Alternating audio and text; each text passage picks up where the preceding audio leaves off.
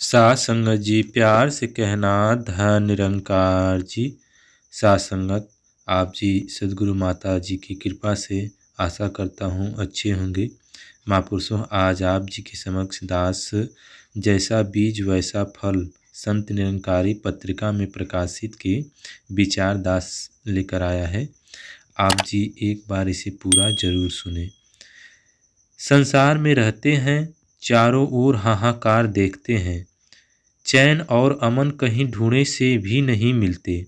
प्रश्न उठता है कि वह भावना कहाँ लुप्त हो गई, जिसके अंतर्गत पूरी पृथ्वी ही अपना परिवार मालूम होती थी। वेद कहते थे वसुधैव कुटुंबकम, अर्थात सारा संसार हमारा ही कुनबा है। अमेरिका के एक प्रसिद्ध नेता अब्राहम लिंकन से किसी ने पूछा, आपकी सफलता का सबसे बड़ा रहस्य क्या है? उन्होंने जरा देर सोचकर उत्तर दिया, मैं दूसरों की अनावश्यक नुक्ताचीनी आलोचना कर उनका दिल नहीं दुखाता।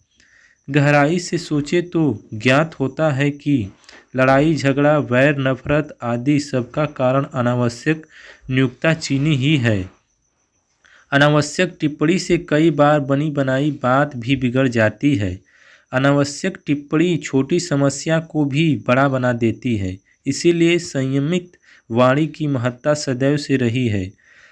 हमें किसी पर अनावश्यक टिप्पणी करने की बजाय संयमित भाषा का प्रयोग करना चाहिए। संसार जैसे एक कांच का घर या महल है, हमारे अपने स्वभाव की छाया ही उस पर पड़ती है। आप भले तो जग भला, आप बुरे तो जग बुरा। कांच के एक महल में ना जाने किधर से एक भटकता हुआ कुत्ता आ गया। हजारों कांच के टुकड़ों में अपनी शक्ल देखकर वह चौंका। उसने जिधर नजर डाली उधर ही उसे हजार कुत्ते दिखाई दिए। वह समझा कि सब उस पर टूट पड़ेंगे और मार डालेंगे। अपना भ्रम छिपाने के लिए वह स्वयं भी भौंकने लगा। उससे उसे भी सभी कुत्ते भौंकते हुए दिखाई पड़े। वास्तव में तो उसकी आवाज़ की ही प्रतिध्वनि अनेकों उसके कानों में जोर जोर से सुनाई पड़ रही थी। लेकिन अज्ञानवश वह सोच रहा था कि समस्त कुत्ते उस पर ही आक्रमण करने को तैयार हैं।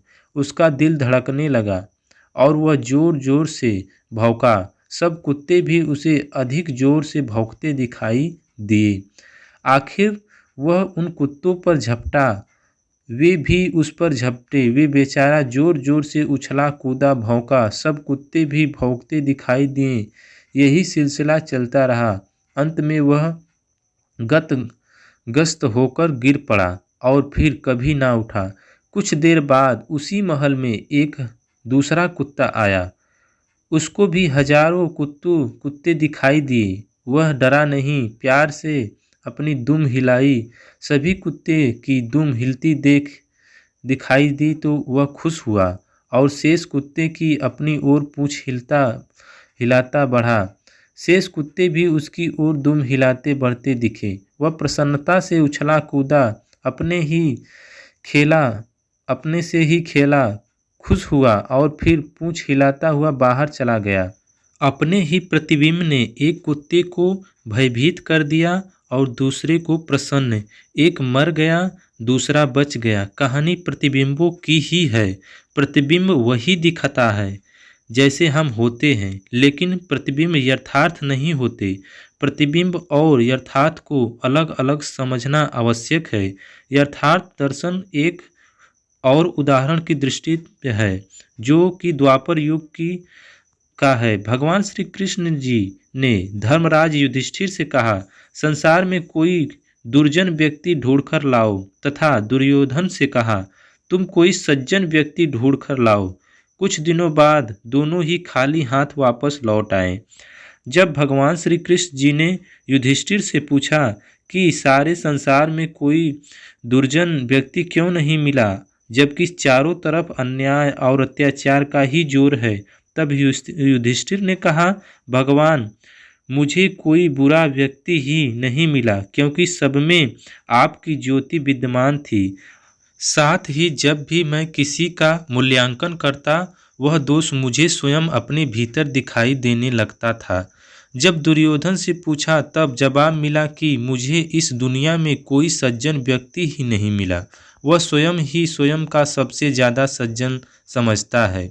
यह भ्रामकता ही है उसे पराजय तथा विनाश के द्वार पर ले आई। यथार्थ यह कि सतगुरु के सिवा कोई भी सर्वगुण संपन्न नहीं है।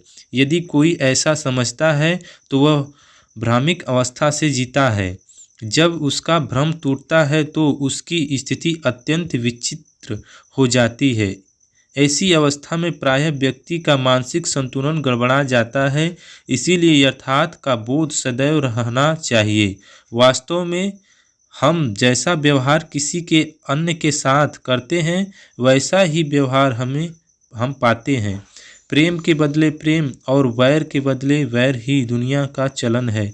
मात्र संत महात्मा ही वैर के बदले प्रेम प्रदान करते हैं। आवश्यकता सबके साथ संतुलित व्यवहार करने की है। इसी से शांतिपूर्ण विश्व की स्थापना संभव है।